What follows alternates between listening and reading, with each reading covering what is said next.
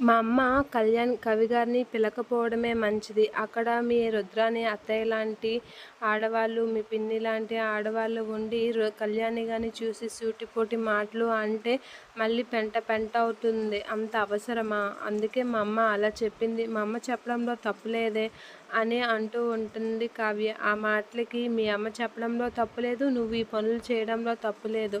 అసలు మీరేమనుకుంటున్నారు? కళ్యాణ్ జీవితం నాశనం చేయడానికి నువ్వు ఒకదానివి కారణమవుతున్నావు నీకు తెలియకుండానే అని అంటూ ఉంటాడు రాజ్ కావ్యతో. ఇక కావ్య అయితే అదేం లేదు, తన ఇష్ట ప్రకారమే అప్పు పెళ్లి చేసుకుంటుంది. గతంలో కళ్యాణ్ని లవ్ చేసింది కానీ ఇప్పుడు తను మనసులో కళ్యాణ్ లేడు అనైతే కావ్య అంటూ ఉంటుంది. ఆ మాటలకి అప్పు ఇప్పటికీ కళ్యాణ్ని ప్రేమిస్తూనే ఉంది.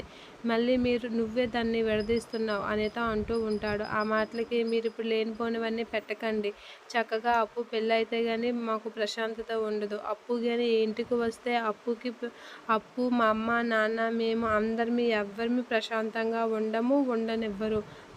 అలాంటిది ఈ పెళ్ళి కళ్యాణ్తో ఎలా జరుగుతుంది అనుకుంటున్నారు? ఈ అప్పుకి వేరే పెళ్ళి అయితేనే మంచిది అని చెప్పి కావ్య అయితే అంటూ ఉంటుంది. ఆ మాటలకి అప్పుని కళ్యాణ్ని మీ ఇద్దరే విడగొడుతున్నావు, నువ్వే కావ్య వాళ్ళిద్దరి జీవితాలు నాశనం చేస్తున్నావు, దానికి కారణం నువ్వు మీ ఇంట్లో వాళ్ళందరూ అని చెప్పి గట్టిగా రాజు అని అక్కడి నుంచి వెళ్ళిపోతూ ఉంటాడు. రాజు కావ్యతో అలా చెప్తూ ఉంటాడు.